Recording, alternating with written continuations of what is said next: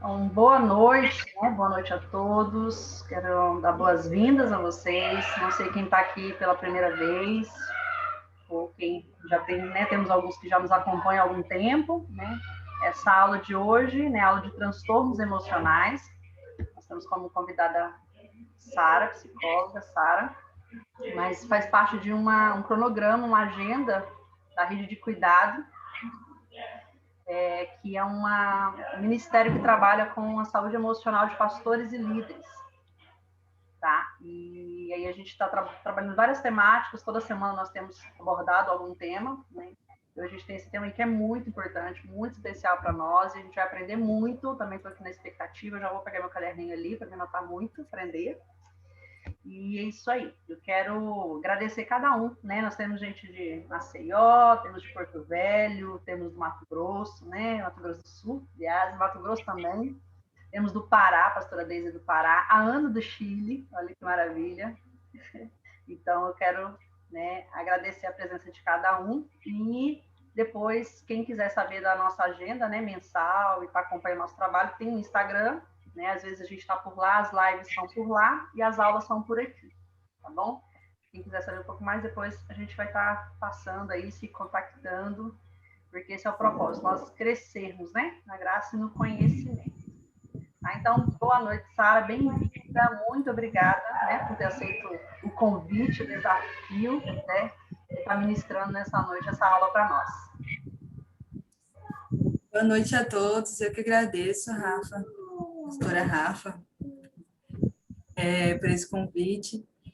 Acho que é muito bom a gente falar sobre esses assuntos assim de uma forma ampla, aberta ao público mesmo, porque tem muita coisa que fica ali só dentro das faculdades, da formação para psicólogos, ou às vezes muito restrito, né? Então, que bom ver todas as pessoas aqui que estão presentes participando, porque é muito importante, eu acho que é nossa missão mesmo divulgar esse conteúdo e espero contribuir. Confesso para vocês que eu fico um pouco preocupada, um pouco nervosa, porque por ser um conteúdo muito técnico, né, a gente tenta de alguma forma transformar esse conteúdo para ele ficar mais fácil, mais simples. E, então, assim, eu quero que vocês fiquem bem à vontade para perguntar, para falar, ó, vai mais devagar, tal, porque eu entendo que às vezes pode surgir dúvidas, tá? E a Rafa disse que eu posso ficar bem à vontade, né, Rafa? Então, ó, vocês também podem ficar à vontade, perguntar mesmo. E é isso, eu agradeço a oportunidade. Apresente-se de onde você é, o que você faz da vida. Então, eu estou agora recentemente no Mato Grosso do Sul, mas eu era de Ariquemes, a mesma cidade da pastora Rafa, né? Fomos colegas de turma, então já temos uma longa caminhada juntas. E, assim, com relação à psicologia, já fazem praticamente 2 anos que me formei, e desde lá eu tenho atendido na clínica nessa abordagem que eu vou trazer o conteúdo embasado nela para vocês, que é a terapia cognitivo-comportamental. Então, desde lá eu tenho atendido, tenho estudado sobre isso, fiz a pós nessa área, né, de especialização, e é interessante juntar aqui um pouquinho dessa relação também com essa questão do público, né, de pastores, ministros, porque também sou filha de pastores, então entendo esse lado, o quanto que é importante a gente ter esse conhecimento dentro dos aconselhamentos pastorais, né, de tantos casos que dentro da igreja a gente acaba acompanhando. Então, acredito que, assim, aquilo que aparece na vida em geral, com certeza aparece dentro da igreja. Acredito que às vezes até mais, exatamente. Porque é um local onde as pessoas vão procurando respostas, procurando ajuda. Então, por isso, acho que isso intensifica ainda mais a importância desse conteúdo para os ministros, pastores, líderes em geral, dentro do ministério, né? E, assim, sobre mim, acredito mais alguma coisa, Rafa? Não, creio que é isso mesmo, né? Para a gente saber, né, quem está falando, a pessoa que tem propriedade, né, faz o atendimento clínico. E tem a formação, né, inclusive a especialização, né, dentro da teoria que ela vai estar apresentando hoje, como uma ferramenta, né, no tratamento, como a gente tem falado, queridos. A Ana está aqui, a psicóloga também, a pastora Deise também é psicóloga.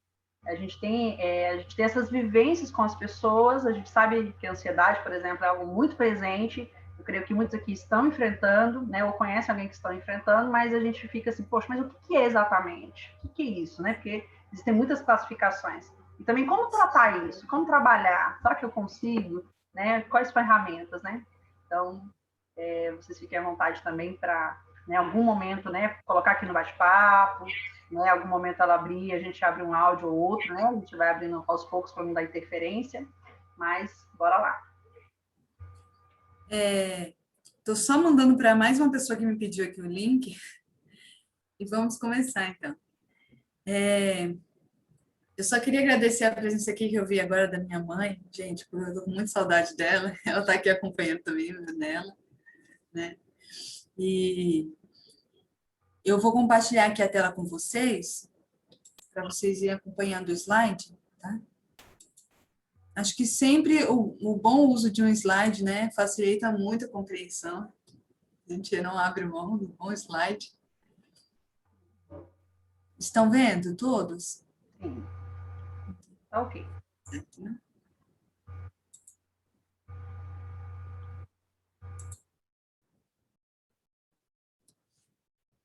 Então, hoje nós vamos falar um pouco sobre transtornos emocionais, né? Mas, assim, em geral, é um assunto muito amplo, muito vasto, e por isso, se nós fôssemos tentar aqui falar de todos os transtornos emocionais, né, não daria certo. Então, por ser um assunto tão grande, eu escolhi alguns transtornos, somente 3, para nós falarmos hoje à noite, né? E nós vamos falar sobre eles na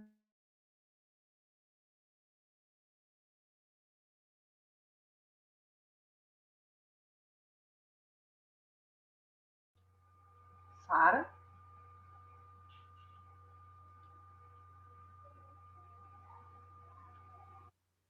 Oi?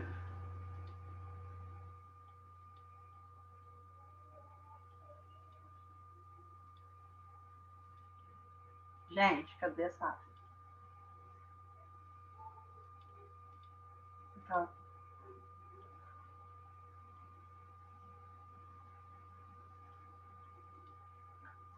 Travou? Ficou escura a tela, né?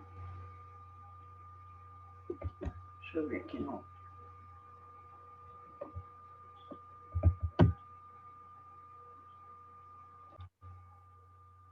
Prontinho, retornamos. Pode seguir. Compartilhar aí. Eu vou... Isso, vou compartilhar.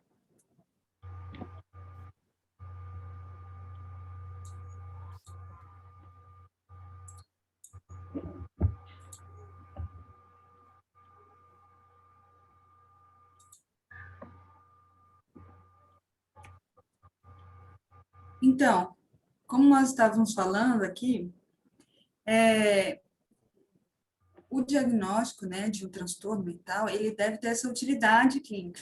Então, não se faz um diagnóstico, né, por fazer. Ele envolve toda essa questão do tratamento, os resultados que se espera, né, as metas, o plano mesmo de tratamento, a avaliação dos resultados, né, quais resultados foram alcançados, quais não foram, por que não foram alcançados. Então, assim, tudo isso envolve também uma compreensão biopsicossocial, ou seja, que aquela pessoa, ela provavelmente tem uma história, tem uma genética, tem todo um ambiente, ou seja, tem vários fatores que favoreceram o desenvolvimento desse transtorno, né? Essa é a compreensão de um olhar geral, um olhar amplo para aquela pessoa, né? Para se avaliar tudo isso. E normalmente também esse transtorno ele causa sofrimento, né? E esse sofrimento é clinicamente perceptível, porque ele é significativo, ele gera prejuízo no funcionamento da pessoa, seja ele social, profissional, em qualquer uma das áreas da vida dela, ela pode ter prejuízos, né? E ele não é uma condição necessária para um tratamento, ou seja, não se busca uma ajuda psicológica somente em casos de diagnóstico concluído sobre um transtorno. Às vezes, e na maioria das vezes, as pessoas nem têm um diagnóstico ainda concluído, mas elas procuram ajuda realmente para entender o que está acontecendo com elas, por que tudo isso, desses sintomas. Então, isso é importante a gente já falar de início, porque normalmente, quando se fala em transtorno, tem pessoas que pensam já nessa questão do diagnóstico. E, assim, isso muitas vezes é feito, porém, muito tempo depois que esse transtorno já está ali ativo, a pessoa já desenvolveu, já está tendo muitos prejuízos, e quando ela procura ajuda, realmente, assim, ela já está num estado muito mais grave do que se ela tivesse procurado no início. Então, por isso que é importante, né, a gente saber, entender um pouco sobre esses transtornos, para identificar e ajudar outras pessoas a identificarem o quanto antes. E aí, trazendo um pouquinho da natureza da TCC, né, da terapia cognitiva comportamental, ela traz a importância da gente perceber o perfil cognitivo dessas pessoas. Por quê? Porque dentro da TCC, o que se entende é que existem padrões de pensamentos que são específicos dessas pessoas que desenvolvem um transtorno, por exemplo, de ansiedade social, de depressão, ou, como nós vamos falar aqui, do estresse pós-traumático. Então, existe ali alguns padrões de pensamentos que são percebidos em várias pessoas que têm aquele mesmo transtorno. E por que que isso é um conceito básico da TCC? Porque ela entende que esses padrões distintos de pensamentos automáticos, né, nos transtornos psiquiátricos, eles são decorrentes de percepções que as pessoas têm da realidade. Por quê? Dentro da TCC, a gente entende que o mais importante não é a realidade em si, mas é a percepção que a pessoa constrói daquela realidade. Por quê? Várias pessoas podem passar pela mesma situação, mas provavelmente cada uma delas vai ter uma percepção subjetiva, singular, daquela situação. Ou seja, cada pessoa interpreta a realidade, as situações ao seu redor, de maneira pessoal.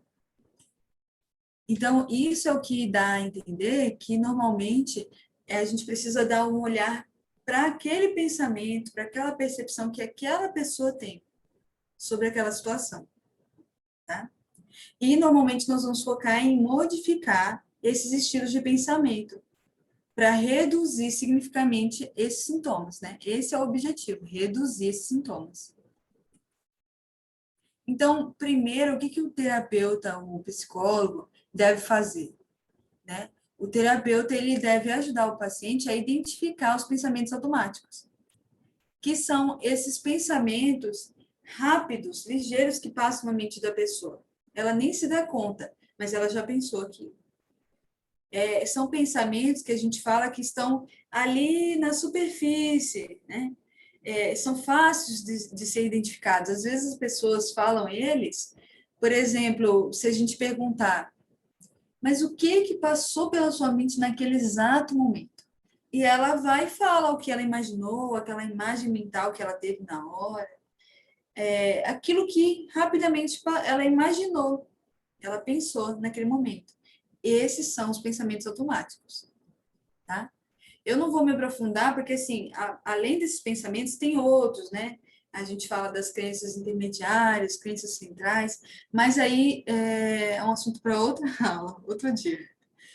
Mas o que é importante, primeiro? Identificar esses pensamentos automáticos, tá?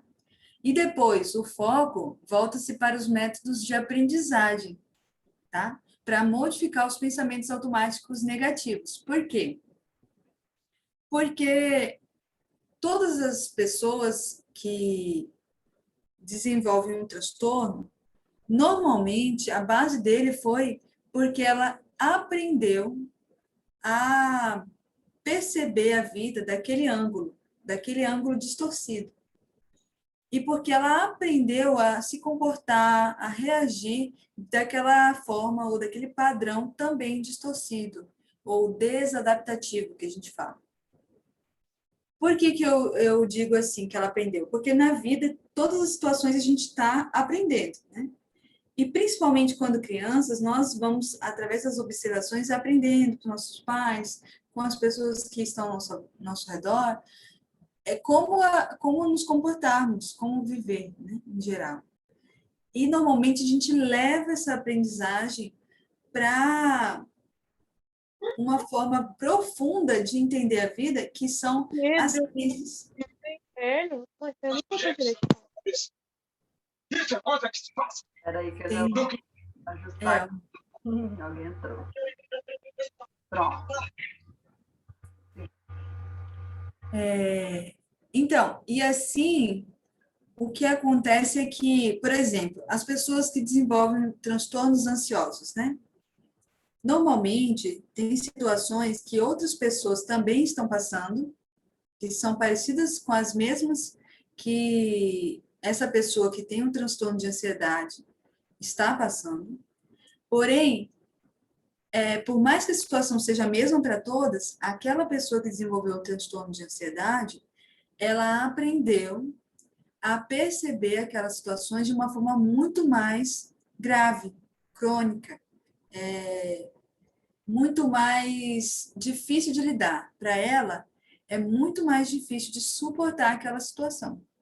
Então, por isso que ela muitas vezes vai se preocupar, vai ter muitos sintomas ansiosos, aquela mesma situação vai causar muito mais sofrimento para aquela pessoa, né? Por quê? Falando em geral sobre isso aqui, nós podemos ver que normalmente em todos os transtornos eles vão envolver ali um pouco de situações estressantes, né? Quem não passa por situações estressantes? Todos nós. Mas, normalmente, o estresse, ele causa esse sofrimento muito mais forte nessas pessoas que envolvem os transtornos. Por quê? Quando a gente for falar, por exemplo, do estresse pós-traumático, né? Nós vamos falar mais adiante dele, mas eu já adianto que, por exemplo, pessoas que passam por traumas, seja lá um trauma em um acidente de carro, ou uma violência doméstica, ou um acidente no trabalho que foi uma cena muito violenta, que ficou ali marcado na mente daquela pessoa. O que acontece? Outras pessoas que passaram pela mesma situação conseguiram, de alguma forma, se adaptar, superar aquela situação. Mas a ciência diz que mais ou menos 15% das pessoas que passam por esses traumas não conseguem, e aí elas desenvolvem o transtorno de estresse pós-traumático, né? Que é aquele que vai ter vários sintomas depois que vão ali gerando sofrimento no dia a dia daquela pessoa. Estou citando isso só para mostrar que essa aprendizagem ou essa parte subjetiva das pessoas é que vai fazer toda a diferença, né? Se ela vai desenvolver ou não um transtorno, né? E como nós vamos tratar e trabalhar com elas, né?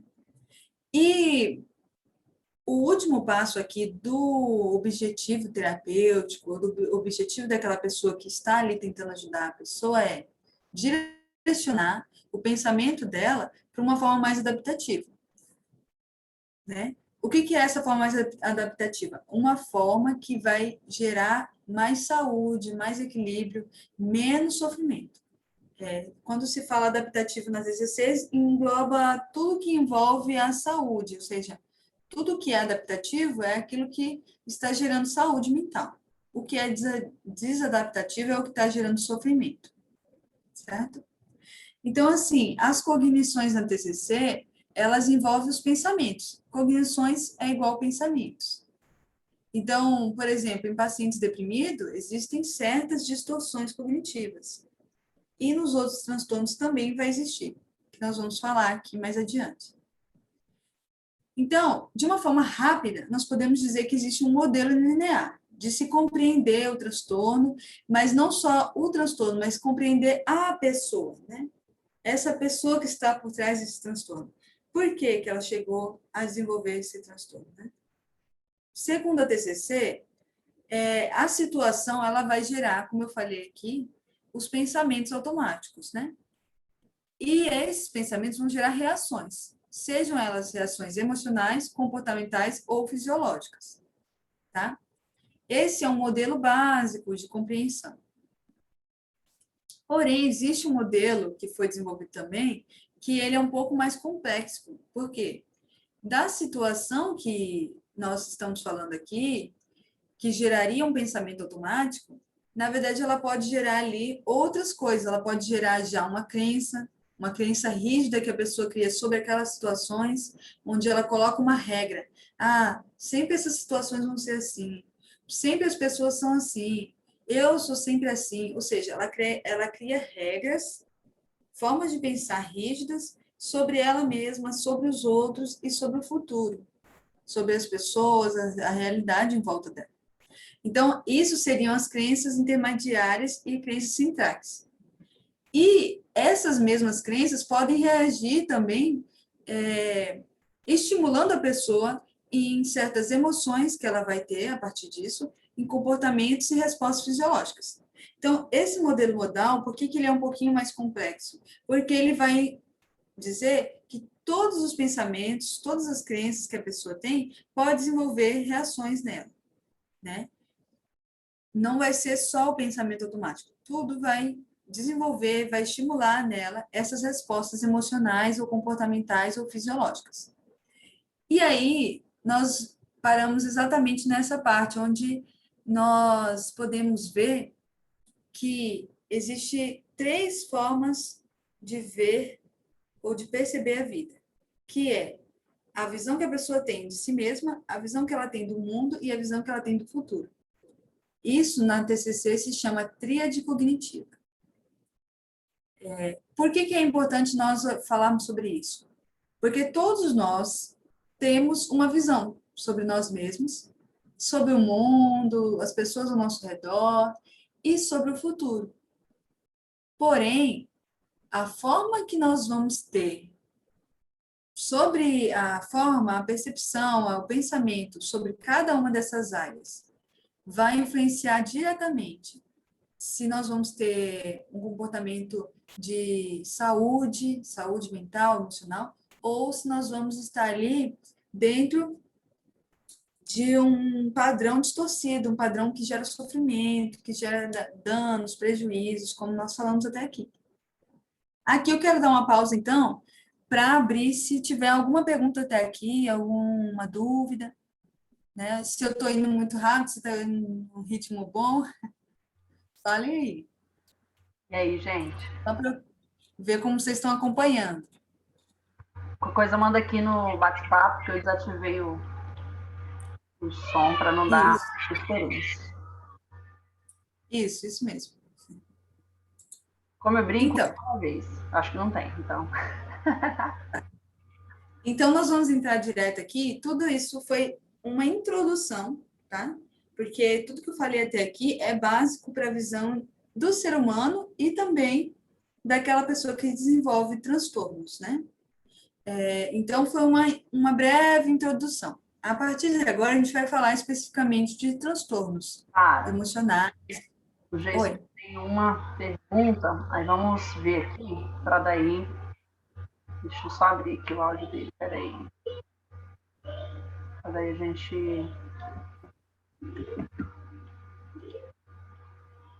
Aí você clica aí, Jason, para ativar seu som. Pronto. Eu tenho uma pergunta. Eu vi ali no gráfico, né, que existem várias reações, as reações físicas, as emocionais e as fisiológicas. As físicas e as emocionais eu tenho uma ideia. A minha dúvida é quais seriam as reações fisiológicas, né, os exemplos no cotidiano, no dia a dia. Então, as fisiológicas são todas aquelas que acontecem no físico, no corpo. Então, enxaqueca, dores, Suor nas mãos. o sono não é mais o mesmo, né? A pessoa sente palpitação, sente a mão suar frio. Todas as reações que ela pode desenvolver no corpo são as reações fisiológicas.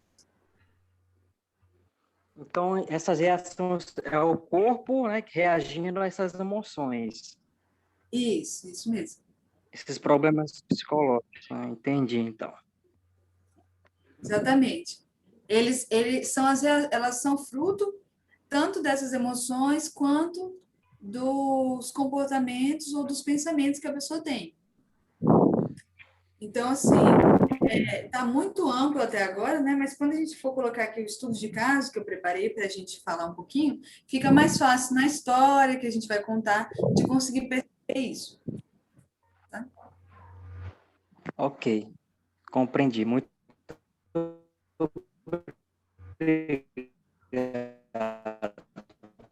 Nada. Claro. Por nada. Alguém mais tem alguma dúvida? Manda um oizinho no chat que eu consigo. Senão eu dou prosseguimento, quando tiver também pode interromper. Isso. Pode mandando para mim que eu vou gerenciando isso, tá, gente? Beleza. Pode seguir. Então, agora nós vamos falar de vários transtornos que envolvem a ansiedade. Então, não existe um transtorno de ansiedade, existem transtornos de ansiedade. Né? Nós sabemos que é cada vez maior o número de pessoas que sentem ansiedade, se sentem ansiosas, e que estão se sentindo cada vez mais prejudicadas por causa dessa ansiedade tão grave, tão crônica, né?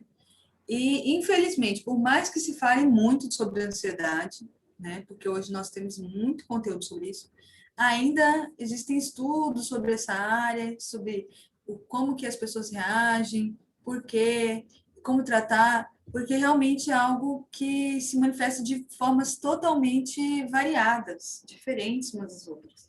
E é por isso que nós temos tantas categorias ou subcategorias de transtornos de ansiedade, porque eles vão aí se multiplicando, vamos colocar assim, né? Eles podem se manifestar de várias formas. Então, hoje, segundo o Manual Internacional de Saúde Mental, o DSM, nós podemos encontrar várias categorias, e nós vamos falar aqui dessas. O transtorno de ansiedade generalizada, né? O transtorno de ansiedade social ou fobia social e o transtorno de estresse pós-traumático. Aqui só tem um que não está lá ainda, que é o transtorno de preocupação excessiva. Mas eu quis trazer ele para vocês porque já tem sido estudado, já existem conteúdos sobre ele. Porém, para ele chegar a estar lá dentro do manual, ainda vão precisar fazer muitos estudos. Então, é um processo. Mas eu achei interessante já trazer para vocês esse conteúdo. Né? Eu E, de amei essa início... ideia. Vocês estão muito privilegiados, viu, gente? Nem eu. Ela falou desse, eu falei, gente, eu nunca ouvi falar. Como assim?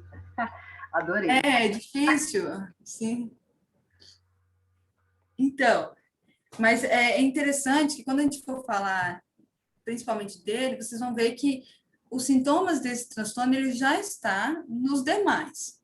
Só que ele tem uma característica muito mais específica, que é ele realmente vai se manter ali nessa questão dos pensamentos, da preocupação mesmo.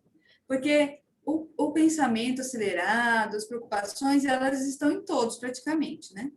Como nós falamos aqui, dos padrões de pensamento, padrões distorcidos, mas no transtorno de preocupação excessiva, realmente vai ser o foco a preocupação excessiva, as manifestações dessa preocupação, por que a pessoa chega à conclusão de que vale a pena, é importante ela se preocupar, ou ela precisa se preocupar. Nós vamos falar bastante disso. Então, o transtorno de ansiedade generalizada, no DSM, ele tem essa categoria, né, essa classificação aí numérica, e ele se caracteriza nas suas etiologias, ou seja, na sua origem, ou seja, nas suas causas, principalmente por 6 fatores, que são os fatores genéticos, a vulnerabilidade à ansiedade, que é uma vulnerabilidade decorrente do próprio temperamento da pessoa, a personalidade daquela pessoa, que tende à ansiedade. A ansiedade dos pais ou dos cuidadores, daqueles que criaram, né? Por ser um ambiente onde as pessoas já eram bastante ansiosas, é mais fácil disso ser também um fator que favorece, vamos colocar assim, né? Favorece, facilita o desenvolvimento também desse transtorno. E associado a tudo isso também pode ser um apoio ambiental de evitação, ou seja, aquele ambiente, aquele contexto que a pessoa foi criada ou que ela convive, que muitas vezes favorece essa evitação. Ela evita as pessoas evitam ela. Existe ali um ambiente que não traz um apoio. Então, na verdade, aqui está escrito apoio ambiental, mas é o quê? A falta desse apoio. A evitação desse apoio, porque normalmente ela não encontra. Ela não encontra, talvez, segurança, confiança, né? E também a transmissão da ameaça, seja qual for, tá? Essa ameaça pode ser uma ameaça à integridade física, psicológica, emocional, tá? Qualquer tipo de ameaça que ela sente, qualquer tipo de situação onde ela se sente ameaçada. E de informações de enfrentamento, ou seja, essa transmissão de informações de enfrentamento é o quê? Durante a vida, pela convivência, pela observação daquelas pessoas que nós convivemos, desde pequenos, nós podemos aprender com as situações certas formas de enfrentar as situações, de enfrentar o estresse, de enfrentar a ansiedade, de enfrentar situações difíceis. Porém, as pessoas que normalmente desenvolvem o transtorno de ansiedade generalizada não conseguem, no seu dia a dia, perceber boas estratégias de enfrentamento. Então, aquelas pessoas que estão próximas a ela podem, muitas vezes, ter estratégias erradas, né? Podem ter também transtornos, podem, através daquelas situações difíceis, reagir com mais violência, com mais ansiedade, gerando mais sofrimento. Então, tudo isso são o quê? Estratégias de enfrentamento erradas. E tudo isso está se transformando em informações, em aprendizagem, como eu falei.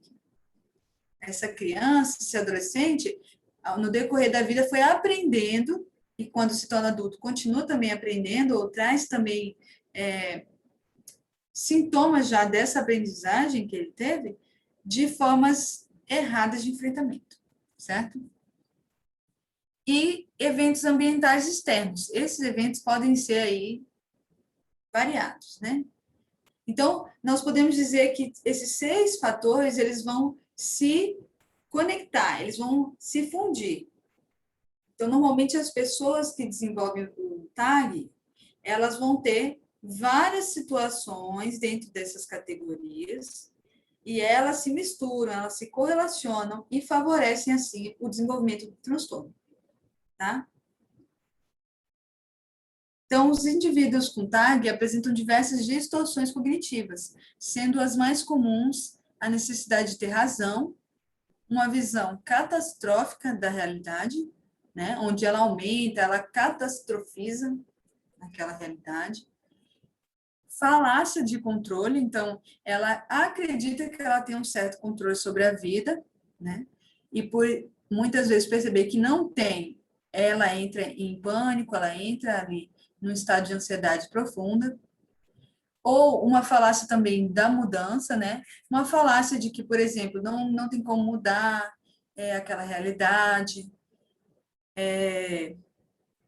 ela não pode sair daquela realidade, ela não pode enfrentar aquela realidade. Ela também pode ter uma abstração seletiva. O que é isso? Ela, diante de várias alternativas de percepções que ela pode ter da realidade, e de várias situações na realidade, ela acaba selecionando, ou seja, abstraindo exatamente aquela situação que gera sofrimento. Então, por exemplo, uma pessoa que tem ansiedade generalizada, ela pode estar passando por 6 situações que são normais e que são até positivas na vida dela. Mas se ela estiver passando por pelo menos 2 situações difíceis de enfrentar, graves, que geram sofrimento, ela pode simplesmente se esquecer de olhar para aquelas situações que são positivas ou que ela conseguiu lidar, que não foi tão difícil assim, e selecionar exatamente aquelas que ela não está conseguindo lidar. E por isso é que ela muitas vezes vai sofrer muito. Por quê? Porque ela vai normalmente generalizar a ideia de que eu não consigo lidar com as situações da minha vida, porque eu não estou conseguindo lidar com uma única situação. Então, isso seria uma abstração seletiva. Diante de várias opções, ela seleciona aquela que vai corresponder à crença que ela tem, né? E a generalização, que envolve isso que eu falei, ela vai generalizar, ela vai, através dessa abstração, criar uma regra mental para a vida dela, e ela vai generalizar essa regra para todas as situações da vida dela. Para todas as situações que ela vai enfrentar, ela acaba usando aquela regra para reagir às situações. Né? Então, se a regra é eu não consigo lidar com as situações da minha vida, ela vai normalmente, em todas as situações, pensar: poxa, eu não consigo lidar com isso. Ou isso é difícil demais para mim, eu não vou suportar. Tá? São mais ou menos esses tipos de pensamento, mas nós vamos chegar lá nos pensamentos ainda, nas regras de pensamento. E normalmente essas pessoas apresentam um estilo cognitivo rígido, né? Rigoroso, difícil de mudar, por quê? Porque ela não é flexível, ela normalmente tem aquele padrão para todas as situações, por isso que é rígido. E caracterizado pela predição catastrófica, como eu falei, ela olha para as situações da vida de uma forma muito mais catastrófica do que o normal. Às vezes, a mesma situação, outra pessoa diria: nossa, faz desse jeito, ou é só você falar assim, você agir assim, né? E para ela, não, aquilo se tornou muito maior do que o normal. Tá? E são representados normalmente por 3 componentes, que é a rigidez cognitiva frente às expectativas sociais, de como ela deve ser, de como ela deve agir, do que é justo também, tá? Também frente à necessidade de controle e de convencimento das demais pessoas, e uma rigidez cognitiva colocando os outros, ou melhor, colocando ao outro as condições externas que deveriam mudar. Ou seja, você deveria ser assim, você deveria fazer assim assado, você deveria ter falado assim. São aquelas regras rígidas que ela faz para si mesma e para os outros, tá? E, por fim, uma predição catastrófica dos eventos, ou seja, amanhã vai ter uma festa, eu preciso ir para aquela festa, mas, nossa, e se no caminho eu for roubada?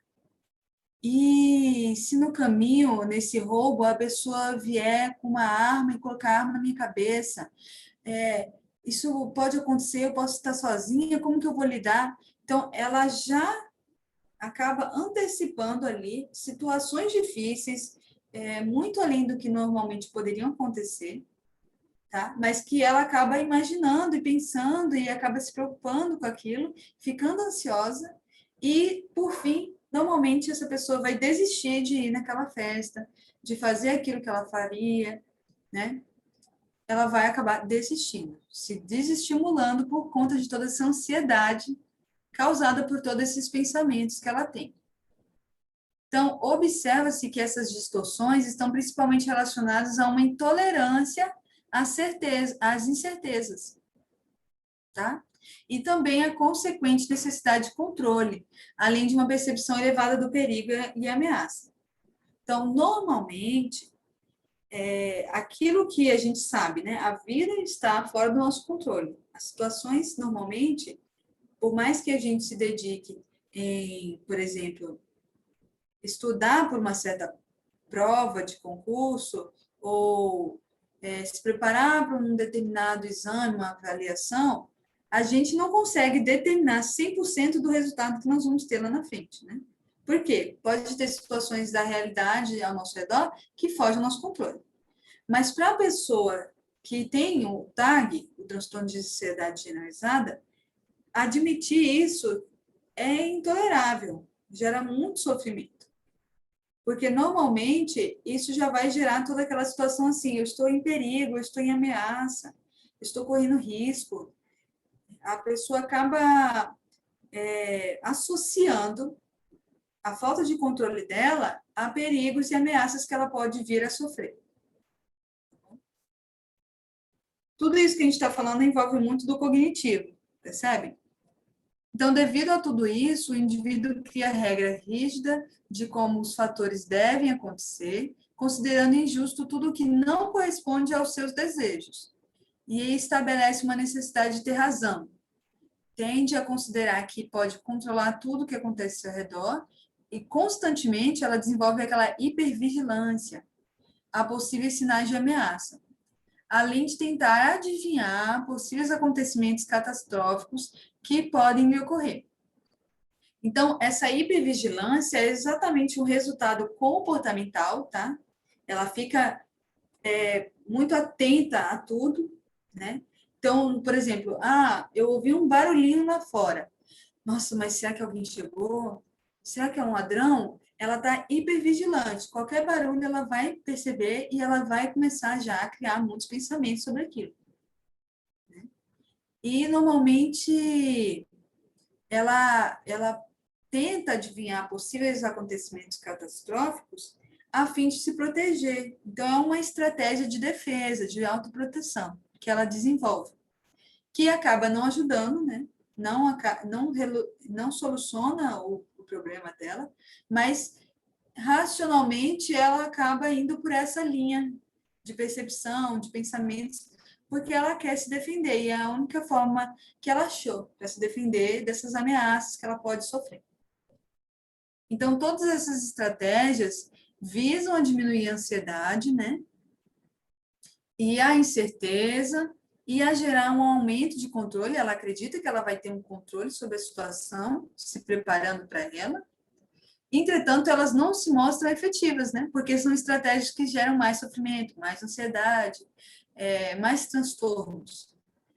E o fato de não conseguir controlar todas as situações leva a uma alteração emocional extrema, porque o emocional dela vai começar a entrar nessa situação de muita ansiedade, muito medo, muita preocupação, tudo vai ser muito grande, né? E que precipita ou mantém aquela preocupação excessiva o tempo todo. Então, normalmente, essas preocupações elas vão perdurar. A pessoa começa a conviver diariamente com muitas preocupações e com aquela ansiedade o tempo todo. Pode até não ser uma ansiedade muito alta, mas é uma ansiedade que perdura, está sempre ali. Né? Então, de acordo com o DSM-5, que é a última atualização desse manual, esse transtorno de ansiedade generalizada, o TAG, ele traz as seguintes características essenciais: a ansiedade e a preocupação excessiva, que são aquelas expectativas apreensivas. A pessoa fica com medo, fica apreensiva acerca dos eventos, das atividades que ela vive. E essa intensidade, a duração e a frequência pode ser desproporcional à realidade. Então, é desproporcional àquilo que é real, àquilo que realmente está acontecendo, e ao impacto daquele evento que ela está se antecipando, está tentando se preparar. Então, por exemplo, ela pode ir em uma reunião e ela pode encontrar ali pessoas que vão gostar dela, gostar do que ela vai dizer, gostar da apresentação, do trabalho, mas ela pode ter algumas pessoas que não vão gostar, e tudo bem.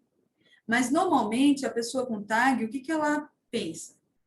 Que a possível rejeição, crítica da postura dela, naquele ambiente, naquela reunião, pode ser uma situação que vai gerar um constrangimento para ela, que vai gerar um sofrimento, onde ela não vai conseguir ter uma saída rápida naquele momento, não vai conseguir ter uma resposta rápida. Ou seja, você percebe que normalmente a compreensão que ela tem é muito desproporcional, porque ela acha que ela não vai conseguir lidar com aquilo. Tá? Então, nesse transtorno, os sintomas são mais difusos. Então, são disseminados todos os momentos ela consegue sentir ali certa ansiedade, certas preocupações, certos pensamentos sobre o que vai acontecer. Por isso, em alguns casos, as pessoas não conseguem dizer o porquê, porque ela não consegue achar um momento que ela não esteja ansiosa. Ela está o tempo todo. E o tempo todo, ela está pensando em alguma coisa. Por isso, ela já se perdeu, ela não consegue achar mais onde deu início aqueles pensamentos, onde se encerrou. É como se o tempo todo ela tivesse mergulhada nesse mundo de pensamentos, de preocupações e de ansiedade. Tá? Então, dentro desses sintomas, pode ser que ela sinta também batimentos cardíacos acelerados, irregulares, uma agitação ou tremor, tensão muscular, transpiração, respiração acelerada, vertigem, né? Que é aquela questão da pessoa ter alguns esquecimentos súbitos de coisas que ela não deveria se esquecer, né? Boca seca ou dificuldade de engolir, dores na cabeça, diarreia ou necessidade frequente de urinar, dores abdominais, né? Esse pode ser um único sintoma de ansiedade, especialmente em crianças, né? Pode ser que algumas pessoas não desenvolvam outros, desenvolvam só esse, né? Mas aí, quando ela vai ao médico, não tem explicação física, biológica para isso, e ela vai em profissional aqui, outro ali, faz um monte de exame para ver como que está todo esse sistema digestório, todos os sistemas, né, dentro dela, do corpo, e ela não consegue achar explicação. Então, normalmente, nesse caso, vai estar associado aí a alguma coisa emocional. E no caso aqui da ansiedade, pode ter relação.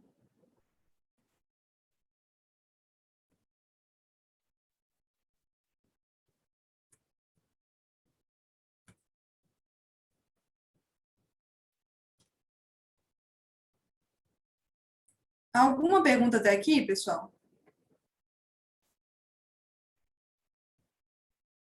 Vocês podem notar que são muitos sintomas, né?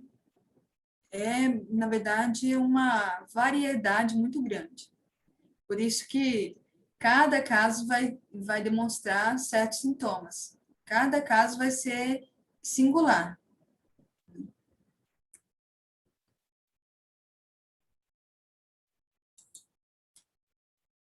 Eu interrompi aqui um pouquinho minha tela, porque eu vou ter que compartilhar de novo com vocês, porque meu slide travou aqui de novo. Para ver se está certo.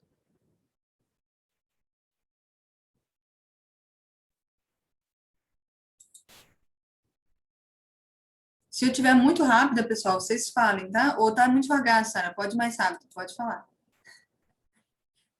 Em outros casos também, os sintomas podem ser dificuldade de concentração, fadiga, irritabilidade, incluindo perda de controle, né? Naquela situação que a pessoa normalmente ficaria com raiva, mas ela ia conseguir controlar ali a reação dela, ela vai explodir, ela vai ter uma irritabilidade fora do controle dela, onde ela às vezes até depois se arrepende, pensa, poxa, eu não deveria ter feito isso, mas já foi, ela não conseguiu controlar. Problemas sexuais também pode ser decorrente disso, né? Ela pode ter alguns problemas. Dificuldades para dormir também, incluindo pesadelos, né? Não é o mais forte do TAG, essa questão dos pesadelos. Ele é mais forte, por exemplo, em situações de fobia e de transtorno de estresse pós-traumático. Mas vocês podem notar que esses sintomas eles podem se repetir nesses outros transtornos, exatamente porque são todos subcategorias de transtornos de ansiedade. Então, eles acabam tendo alguns pontos parecidos. Então, durante o curso do transtorno, o foco da preocupação pode mudar de uma preocupação para outra. Então, se antes a pessoa desenvolveu porque ela se preocupou, como que ela ia lidar com a vida agora, fora do trabalho que ela estava acostumada a trabalhar durante tantos anos, e agora ela vai ter que se readaptar a um novo trabalho, ou uma nova rotina, isso pode depois ela conseguir solucionar e ela pode passar a ter uma preocupação muito forte com outro aspecto da vida dela, que ela julgue que é necessário se preocupar, que está fora do controle dela.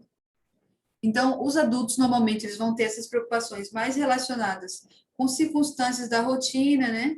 Circunstâncias diárias, que são normais, dentro da normalidade de enfrentamento, que está lidando ali todo dia, não é uma coisa fora do comum, que ela enfrenta raramente, ela enfrenta todos os dias, né?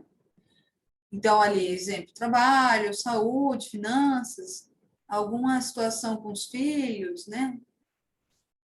Ou, no caso de crianças, ela pode se preocupar excessivamente com a competência dela, com o desempenho que ela tem na escola, com o desempenho que ela tem em casa, com o desempenho que ela tem em algum ambiente importante da vida dela. Então, normalmente, o que acontece? A tríade cognitiva, aquilo que eu falei no início, a visão que a pessoa tem de si mesma, do mundo e do futuro, pode se voltar para essas ideias. Eu estou vulnerável, né? Sou vulnerável porque eu não consigo lidar com as mudanças, com aquilo que está fora do meu controle. O futuro é incerto, ou é catastrófico, é difícil de lidar, é algo que eu não consigo imaginar com clareza, é tumultuado na minha mente, eu não consigo imaginar uma solução. E o mundo é perigoso, né? É incerto também, é perigoso, não se pode confiar nos outros, né?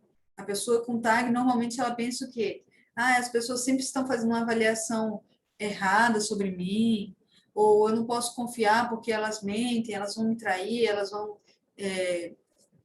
vão me frustrar novamente. Então, pode ter esses tipos de crenças sobre ela mesma, o futuro e o mundo,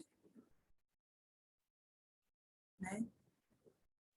O diagnóstico ele pode ser considerado um desafio. Por quê?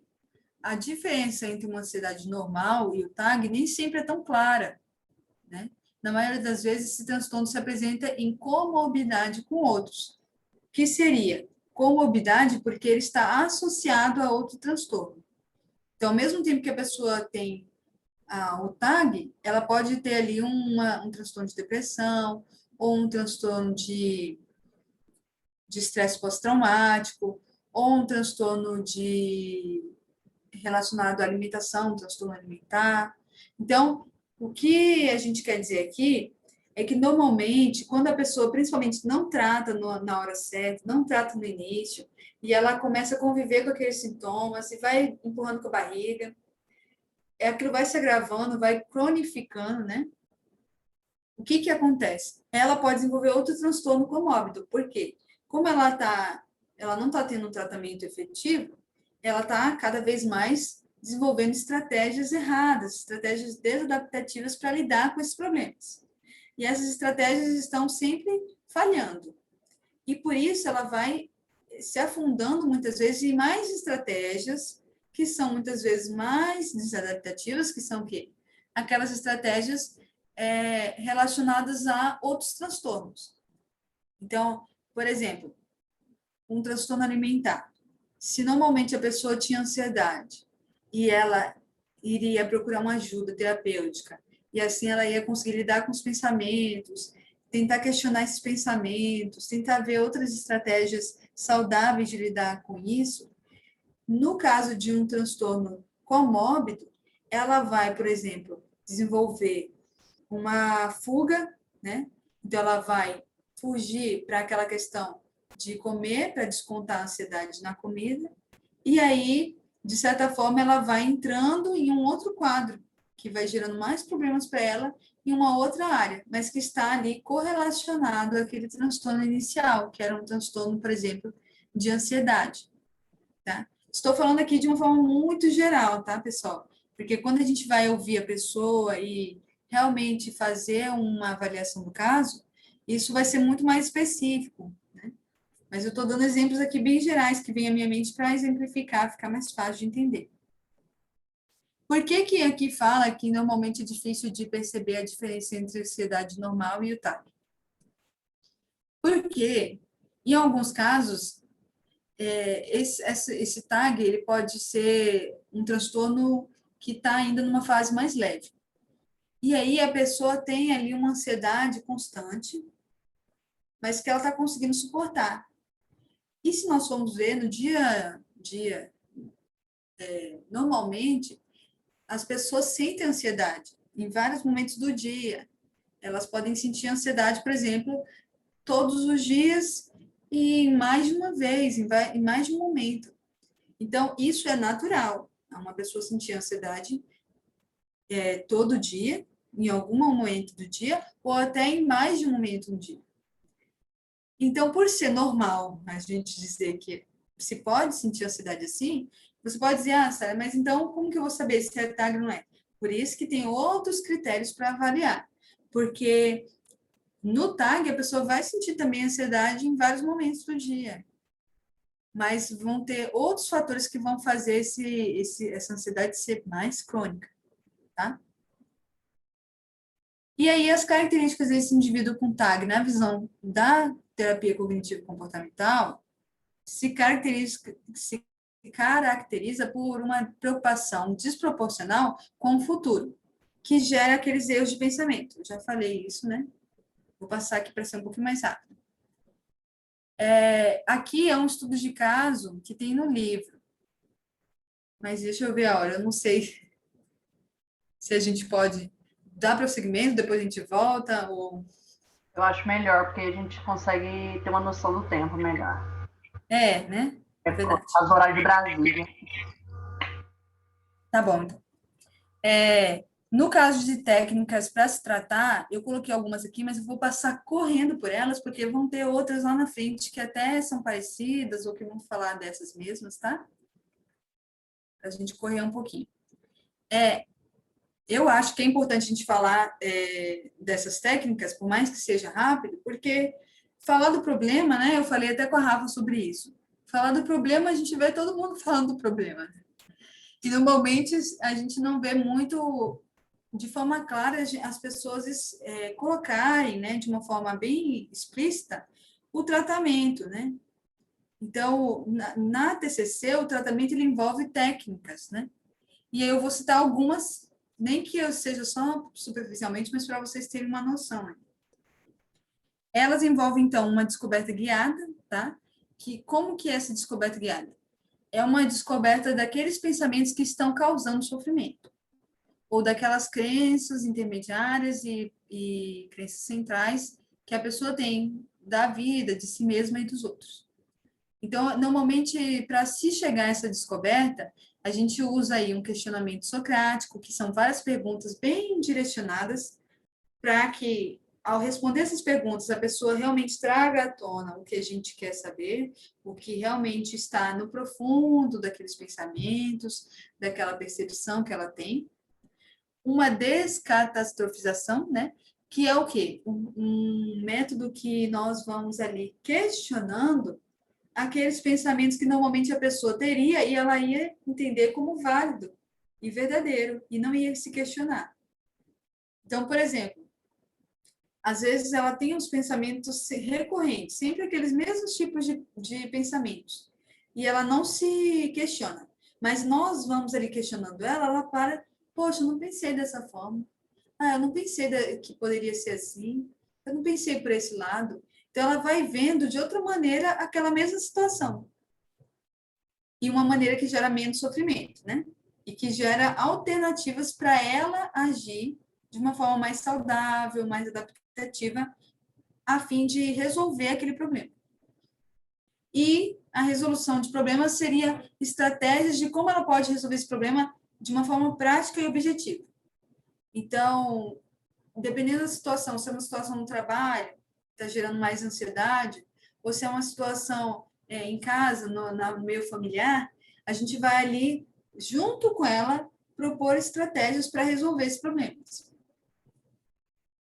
E, de uma certa forma, nós podemos colocar como algumas categorias de pensamento aqui, tá? Algumas categorias que a gente fala na TCC como erros cognitivos.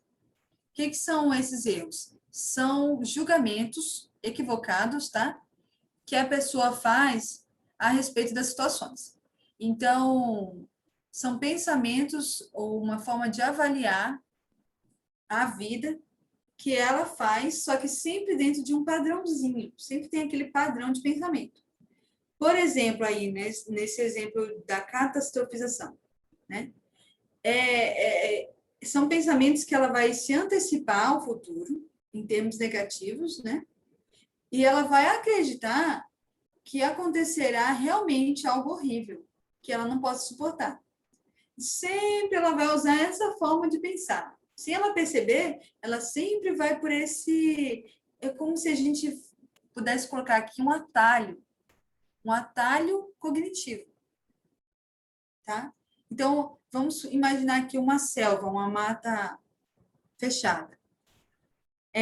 Várias pessoas que poderiam andar por essa selva poderiam abrir trilhas por vários caminhos diferentes, porque elas iam ali vendo, por aqui está mais fácil, vamos por aqui. Mas a pessoa que tem ansiedade generalizada, catastrofização, ela vai criar uma trilha, e essa trilha vai ser sempre movida por essa percepção de algo que ela não consegue suportar. Né?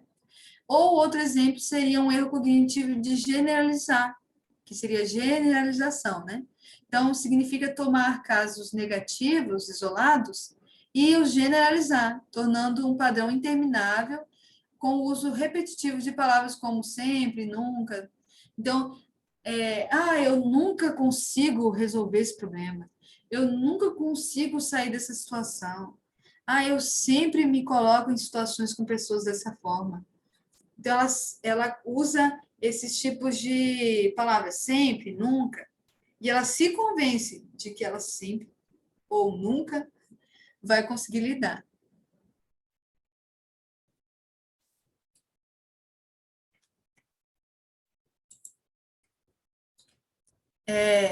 Então, as intervenções cognitivas comportamentais mais empregadas nesse quadro de ansiedade é a psicoeducação, que é a forma que nós vamos educar o paciente a entender sobre o transtorno, sobre os seus próprios pensamentos, sobre como que o pensamento gera ali uma reação emocional, comportamental ou fisiológica.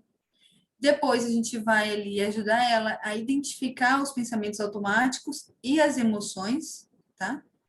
E também a identificar crenças centrais intermediárias, através de um formulário que a gente tem, onde a pessoa vai escrever mesmo aquele pensamento. Por quê? Porque normalmente o pensamento vai passar de uma forma despercebida. Então, para não passar de forma despercebida, nós usamos um registro onde a pessoa, ao pensar, vai lá e já vai escrever.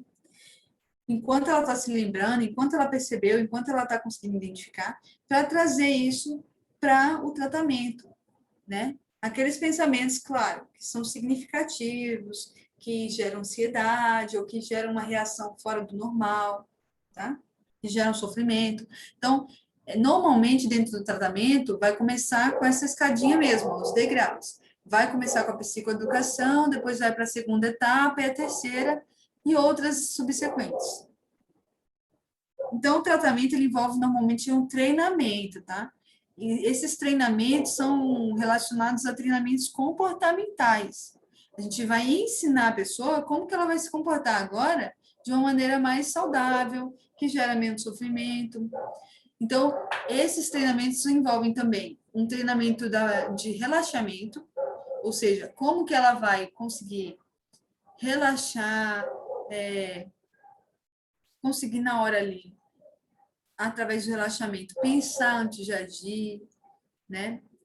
Também controlar, de uma certa forma, a gente fala que não existe um controle 100%, mas um manejo da ansiedade, né? Como que ela vai manejar a ansiedade. E uma higiene do sono, né? Quando ela tem muitas vezes problemas de sono. de dormir, ali não consegue, e o manejo do tempo. Então, assim, isso vai envolver um treinamento de solução de problemas, onde ela vai usar várias estratégias para lidar especificamente com aqueles problemas que ela tem na vida diária dela e que ela está levando para o tratamento. Isso pode ser uma orientação ao problema, habilidades de solucionar o problema, que envolve definição do problema, geração de soluções alternativas, tomada de decisão e prática de solução, onde depois nós vamos avaliar os efeitos dessa atitude. Uma das estratégias é a acalme-se. É uma técnica que envolve a pessoa na hora ter ali um cartãozinho com essas atitudes, né, com esses comandos, onde ela vai seguir passo a passo. Porque normalmente a pessoa que tem ansiedade, ela não sabe como agir na hora. Ela simplesmente acha que aquela ansiedade vai tomar ela e ela não vai conseguir agir. Então a gente anota mesmo para a pessoa ter em mãos, ou manda, né, pelo celular, né, por e-mail. E envolve essas atitudes, né? Aceita a ansiedade, né? Não reage com uma violência contra a ansiedade. Nossa, eu não poderia estar sentindo ansiedade, eu não poderia estar sentindo isso agora. Não. Aceita para que você possa lidar, né? Contemple as coisas à sua volta, o que está acontecendo. Nesse momento, a pessoa vai conseguir relaxar um pouco, respirar, né? E agir. Agir com a ansiedade, ou seja, a ansiedade não passou 100%, não foi embora, mas ela vai conseguir agir. E aí ela vai respirando, vai mantendo os passos anteriores de parar, pensar, contemplar a volta, e vai examinar os próprios pensamentos. E através do exame dos pensamentos, ela vai conseguir fazer o que a gente já treinou na terapia, que é o quê? Questionar esses pensamentos, trazer uma alternativa saudável para esses pensamentos. E aí tem o Mindfulness, nós vamos falar mais pra frente dele. Ele envolve o quê? Atenção plena, porque hoje em dia nós estamos numa correria tão grande que normalmente a nossa atenção está desfocada. Ela está ali conectada a vários fatores ao mesmo tempo. E isso gera muita ansiedade, porque normalmente as pessoas não estão plenas naquele momento. Elas não estão ali de corpo, alma e espírito, né? Elas não estão ali presentes 100%. E essa técnica é uma forma de relaxamento, de atenção plena, para ela concentrar naquele momento, tá? Não é uma meditação, não é um yoga, parece um pouquinho, lembra um pouquinho algumas partes, mas é, na verdade, uma forma de trazer a atenção da pessoa para aquele momento presente.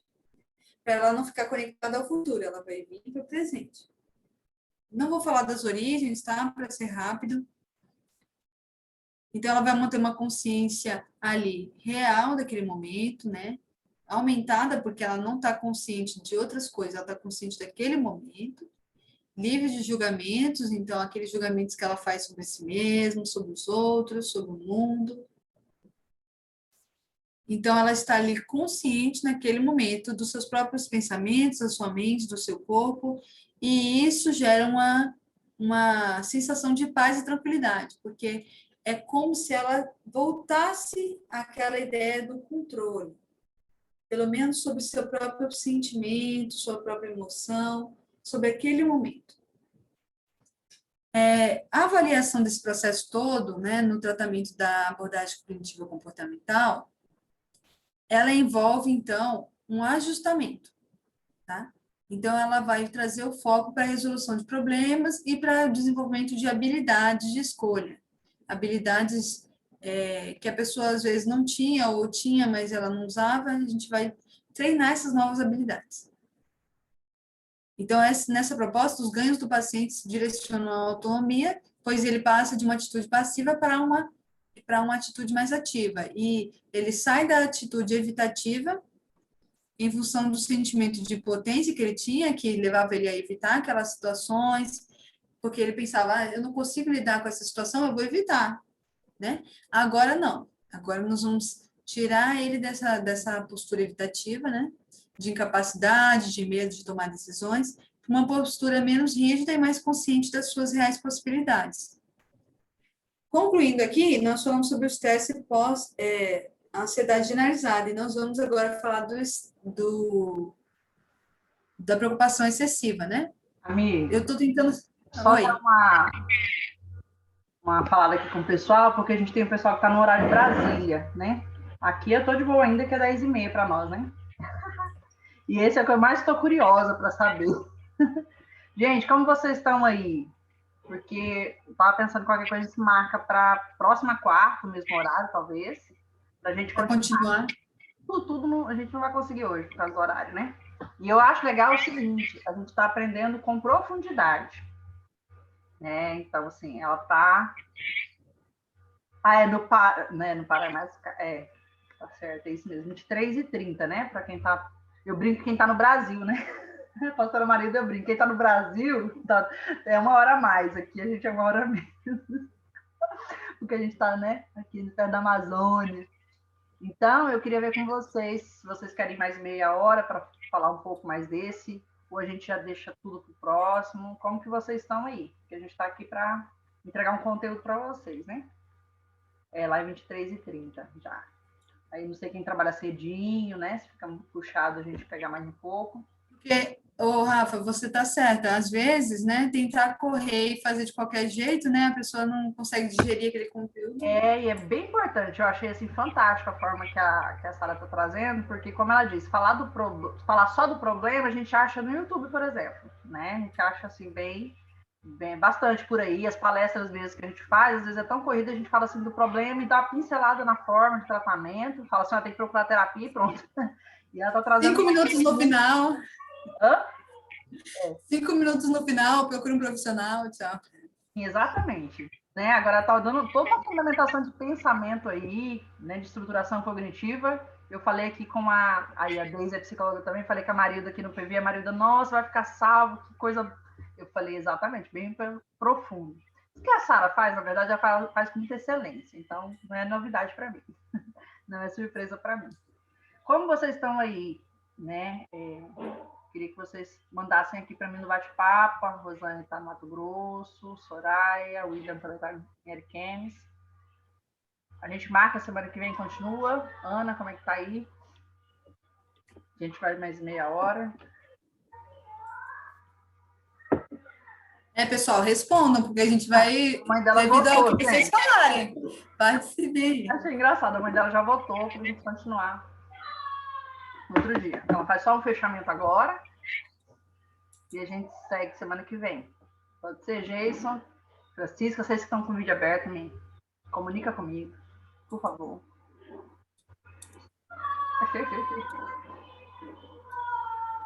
Vou fechar aqui o... Beleza. Pai, vou até fechar aqui interromper aqui o slide dela. Olha só que slide maravilhoso, não é? Vou fechar aqui. Amei. Então, tá? Eu tô achando que tem aluno fazendo que nem faz na faculdade, tá? Coloca aqui o áudio.